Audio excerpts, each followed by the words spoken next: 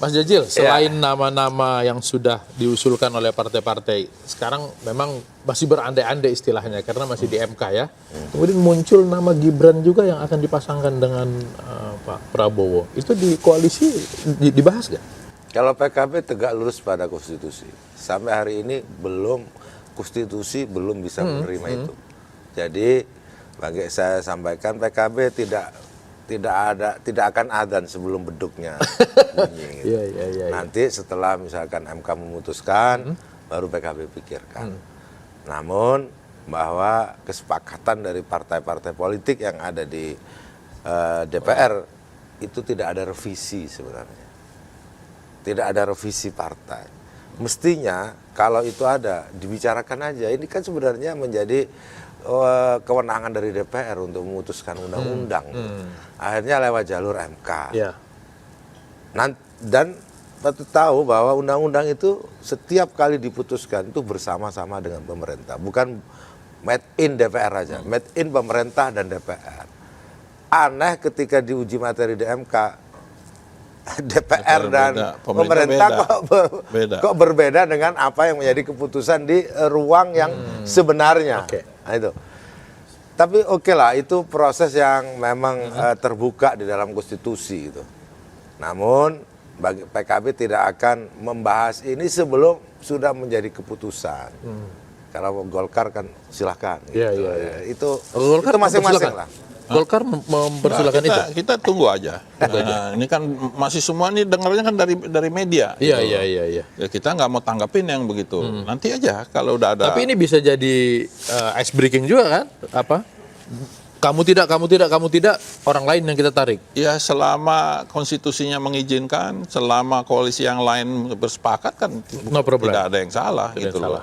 Cuma yang penting konstitusinya itu bisa membuka ruang itu. Dan itu menguatkan nggak untuk koalisi ini? Untuk kalau tujuan menang tadi itu?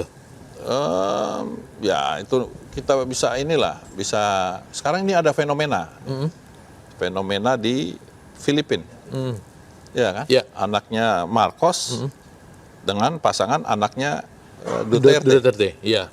Nah, itu fenomena yang sekarang dipelajari. Nah, apakah ini mau pakai itu? Apa konsultannya sama? Kita kagak tahu.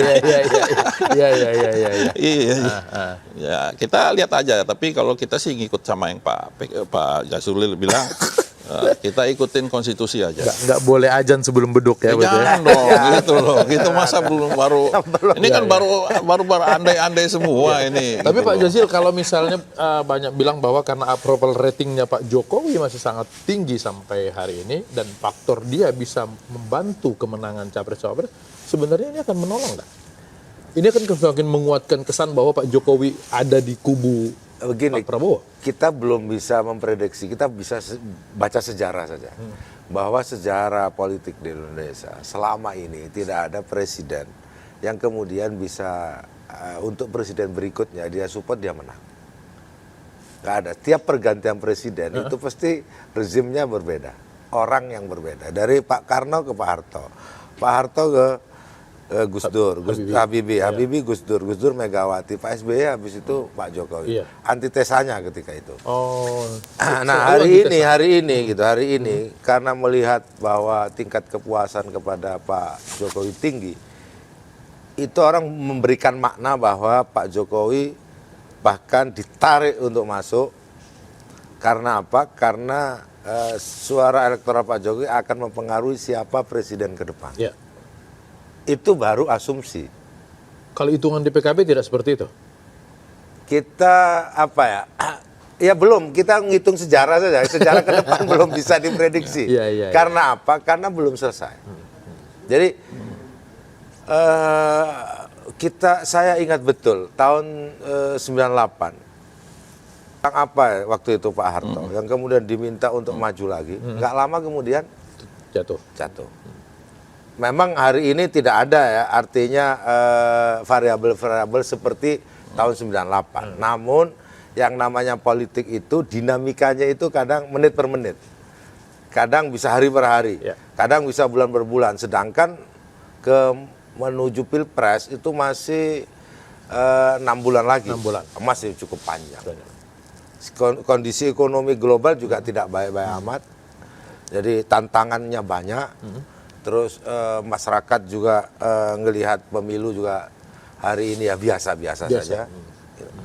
Terus ya memang Pak Jokowi menurut hasil survei tingkat kepuasannya tinggi, itu nggak bisa dibantah. 74,3. Ya.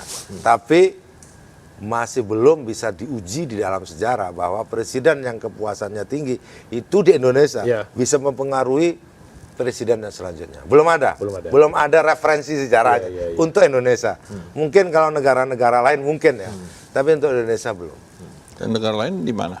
Saya nggak tahu, makanya. Karena belum saya nggak ada baca. Studi ataupun apa yang mengatakan kesukaan itu akan dikonversi menjadi elektabilitas, kan belum ada. Sukanya kepada Pak Jokowi. Iya. Elektabilitasnya kan bukan ke Pak Jokowi, itu masih Artinya orang yang dia sebut bahwa saya kan minta nggak meneruskan, mungkin, kan dia masih memimpin jadi seorang presiden, tidak boleh. kode-kode kan boleh. Ya kode kan nggak semua orang bisa baca gitu loh. Tentu salah baca kode nanti gimana? Jadi tapi buat Golkar sih ya kita nanti duduk aja sama-sama ya koalisi. Kalau memang dianggap itu bisa memenangkan ya monggo. Ya tapi kan ini pasti akan ada argumentasi yang harus dibangun yang bisa masuk di dalam nalar gitu loh. Dan kecuali kayak misalnya waktu kemarin Biden turun, itu Obama dia udah nggak jadi presiden, dia kampanye. Nah itu bisa dampak gitu. Ya kan. Terus Bill Clinton dia kampanye. Itu berdampak. Tapi kalau sekarang kan Pak Jokowi masih memimpin, dia tidak bisa kampanye sebebas-bebasnya. Itu dampaknya juga akan berbeda gitu loh. Oke. Hampir 1 jam, mungkin closing. Yang dari pembicaraan kita ini bahwa koalisi untuk mencari menang. Sebetulnya kan kekuasaan itu kita dapatkan untuk kemudian nanti kebaikan rakyat.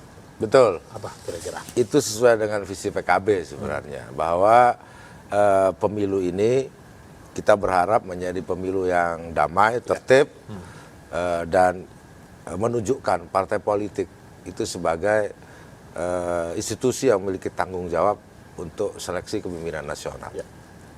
Di situ menurut saya hari ini perlu partai-partai otokritik, melihat dirinya kembali. Sebenarnya partai politik itu apa sih fungsinya? PKB tetap akan istiqomah bahwa partai politik lah yang harus melahirkan presiden dan calon wakil presiden. Disinilah tetap orang dididik untuk menjadi negarawan, untuk menjadi ahli-ahli pemerintah, mengatur, membuat undang-undang, itu ada di partai politik. Ya, jadi saya berharap Pilpres kali ini bisa menghasilkan seorang pemimpin yang bisa melihat seperti yang disampaikan Pak Jokowi pada saat sidang MPR, bonus demografi yang ada. Karena kalau kita tidak bisa memanfaatkan itu, ya kita tidak akan maju seperti yang diinginkan. Seperti yang diharapkan nanti tahun 2035 atau 45 kita punya income per kapita menjadi 135 juta atau 145 juta.